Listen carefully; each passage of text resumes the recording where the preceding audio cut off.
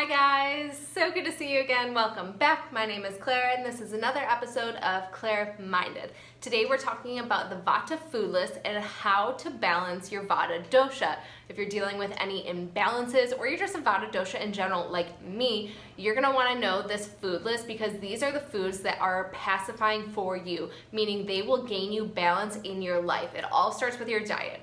So in this episode, what we're gonna go over, we're gonna give a brief overview of just what the Vata Dosha is, just kind of refresh your mind.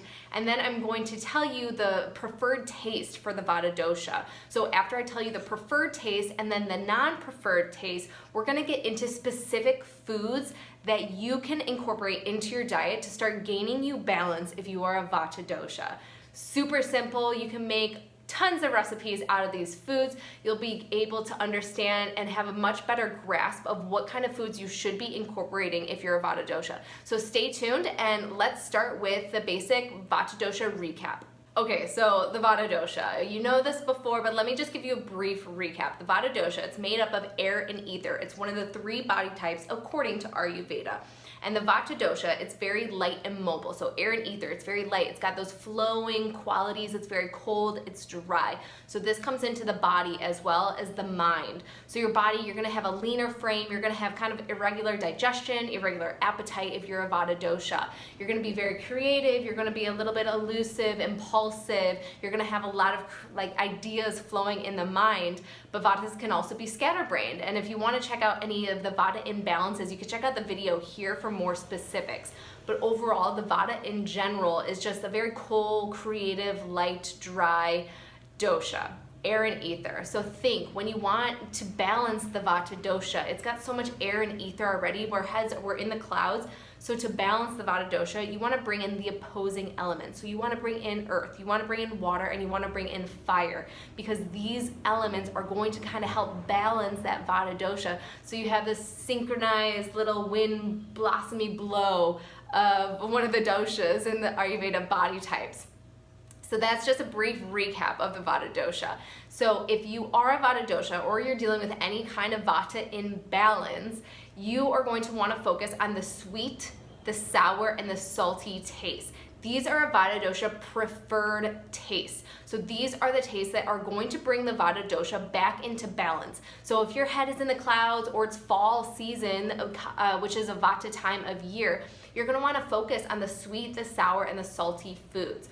The sweet, it's made up of earth and water, which are the exact opposite elements of Vata's natural qualities. So these are going to bring in great balance. You have the earth, which is stability. It's going to ground the Vata down. And then you have the water, which moistens the body and kind of helps give us a little extra moisture within our body, a fluid movement, so we're not so dry and backed up physically and mentally. And then we have the sour taste. And the sour taste is super beneficial for the Vata Dosha because it's got that fire and that earth. And those two combinations together are also going to ground and give stability while also adding that fire, which is a little bit of that ignition, that kind of heat that the Vata Dosha needs to help keep things all running smoothly. You have so much air in your body already, so the wind it's all over the place. But without that fire or that spark, your Agni is just going to kind of float into just an imbalance because it doesn't have enough fire to kind of stimulate everything to keep that Agni moving efficiently. So sour is super beneficial as well for the Vata Dosha. And then we have salty taste, and the salty nonetheless is made up of salt or things that are actually salty, like celery, seaweed, rock salt that you can crack on your food and stuff. And the salty taste is so important for the Vata Dosha because this helps our body retain more water. Like I said, Vata is so dry, we're so cold. I am so similar to this. But what the salty taste does, it helps our bodies absorb that extra moisture. So for someone with a Kapha dosha, the salty taste might be a little bit bad because it holds onto that water retention. And someone like Kapha dosha, which already has a lot of water, that's only going to aggravate that because it's going to help build up even more water retention. But for someone with a Vata body type, you're wanting that moisture, you're wanting that water retention. So that's exactly what the salty taste does. So you definitely want to incorporate the salty taste into your food diet plan if you are a Vata dosha or dealing with any imbalance. So those are the three preferred tastes on how to bring balance to your Vata dosha. If you are a Vata Dosha, you're gonna wanna stay away from the bitter, the astringent, and the pungent taste. All these tastes, while you need to incorporate a little bit of everything into your diet just to have a full, balanced, round out diet, the bitter, the astringent, and the pungent tastes are a little bit too light. They're a little bit too much air that they create in the body. So it's only gonna create more gas, more indigestion, and just more bloating, overall uncomfortability if you're a Vata Dosha. So you kind of want to stay away from the bitter, the pungent, and the astringent taste. So now we will go into specific foods that you can start incorporating into your diet if you are a Vata Dosha. These are exact foods that you can start eating right now. So starting with the grains, the best grains for the Vata Dosha are things like quinoa, wheat, sprouted wheat, amaranth, and oats, rice. White rice is best, and oats, if you consume those, you definitely want to cook the oats. Dry oats or granola are too light, too dry for the Vata Dosha, so you want to cook your oats here. Some grains that you want to avoid for a Vata Dosha are things like barley and buckwheat and corn, so limit those as much as possible. Sweeteners. The best sweeteners for the Vata Dosha are things like maple syrup, molasses, and date sugar. Some sweeteners you want to avoid for a Vata Dosha are things like artificial sweeteners, white sugar, and heated honey. Oils. The best oils for the Vata Dosha are almond oil, sesame oil, and avocado oil. These are all super grounding, super beneficial for the Vata Dosha. A couple oils you want to moderate are things like olive oil and coconut. You definitely want to avoid corn oil, soy oil, and canola oil. Those are way too light and dry for the Vata Dosha. Fruit. Fruit is huge for the Vata Dosha. We love fruit because it's so moisturizing and it's so heavy and earthy, and it just brings us back to Mother Earth. It grounds us down. And the best fruits for the Vata Dosha are things like apricots, avocados, bananas, berries, figs, cantaloupe, cherries, coconuts, dates, figs, papaya, grapes, lemon, mangoes, peaches. All these yummy fruits are amazing for the Vata Dosha, and you want to consume all these fruits as ripe as possible because you want that sweetness, you want that heaviness that the ripe fruit provides. Some fruit you want to moderate if you're a Vata Dosha are things like apples, pomegranates, cranberries, and any dried fruit just in general that's too light and airy for the Vata Dosha. So you want to stay with heavy, earthy, moisturizing fruits. Vegetables. Vata loves vegetables, especially root vegetables. These are earthy and grounding. And vegetables, whenever consumed, it's always best to cook your vegetables if you're a Vata Dosha.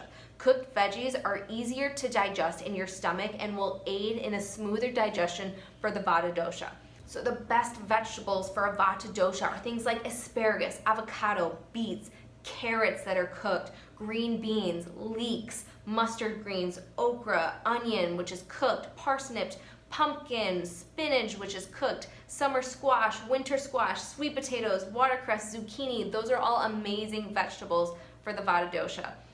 A couple things you want to avoid eating if you're a Vata Dosha are things like artichokes, broccoli, bitter melon, Brussels sprouts, cabbage, cauliflower, and celery. These are almost too bitter and astringent for the Vata Dosha, so it's only going to create a little bit more air and ether in the body, which you do not want for a Vata Dosha. Nuts and seeds.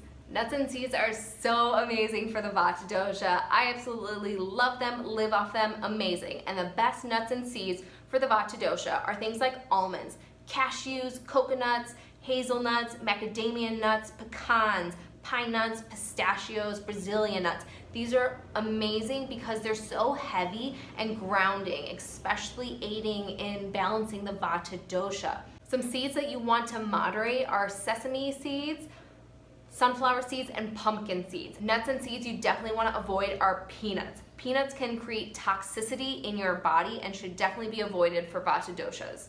Legumes, yum. Legumes are amazing, but can create extra gas in the body for the Vata Dosha. So you need to be a little bit careful with legumes.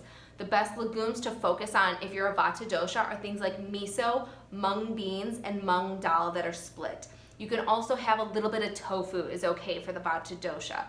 Some legumes you want to moderate if you're a Vata Dosha or dealing with anything in balance are things like hummus, chickpeas, kidney beans, black beans, navy beans, lima beans, and soybeans.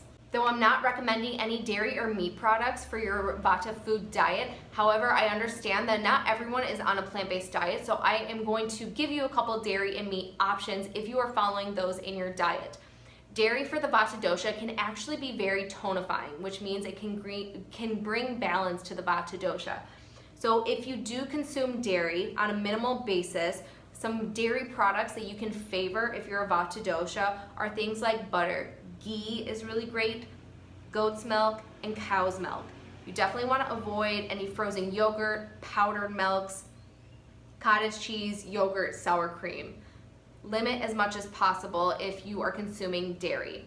If you follow meat in your diet, again, I don't highly recommend. If you do consume, totally okay. You're on your own path. As a Vata dosha, you're going to want to favor the darker, heavier meats. So things like beef, buffalo, dark chicken, dark turkey. Eggs are okay, they're totally doshic. You can have salmon, sardines, and seafood. If you are a Vata dosha, you should definitely be avoiding meat products such as lamb, pork, rabbit, white turkey, white chicken. Spices. Spices are the best for Vata dosha, and the spices you want to focus on if you are a Vata dosha are things like anise, basil, cardamom, cinnamon, clove, cumin, fennel, dill, fenugreek, fresh ginger, garlic, mustard, oregano is super good, rosemary, saffron, sage, thyme, turmeric, pepper, black mustard seed, amazing spices for the Vata dosha. A couple spices you want to moderate if you're a Vata dosha or dealing with any imbalance are things such as cayenne, parsley, cilantro, and any dried ginger powder. These can be a little bit too stimulating for the Vata dosha if you're dealing with imbalance. And last but not least are the beverages. So the best beverages for a Vata dosha are room temperature water. You want to have your water at room temperature because if it's too cold, that's going to decrease your agni, your digestive fire. So having warm water or room temperature water is really good. You can have spicy teas like ginger, chamomile, cinnamon, clove, fenugreek. These are great teas to have for the Vata dosha. Some beverages you want to moderate are things like diluted fruit juices. You definitely want to avoid all alcohol, caffeine, soft drinks, and carbonated water as best as possible if you're a Vata dosha. So this was an overview of the Vata food list and how to balance your Vata dosha. These foods are very specific, so they can start to help you gain some recipes that you can start to incorporate into your life, to your body if you're a Vata dosha or dealing with any imbalances. You can focus on this food list. It'll gain great balance into your body, your life, your spirit, and everything above. So these were specific foods. Again, the Vata dosha, it's air and ether. We're very light, we're creative people. So you want to focus on grounding, earthy, root vegetables, ripe fruit, heavy grains are really good for the Vata dosha. Focusing on the sweet, the sour, and the salty tastes are going to gain you great balance in your life, your mind, your spirit, your friendships, relationships, everything you can think of. The Vata food list, specific things. Thank you guys so much for joining. If you have any questions, comments, you want to see more about the Vata food list or specific recipes that you can follow along with the Vata food list, let me know in the comments below. I love you guys for being here. Thank you so much, and I will see you at the next episode.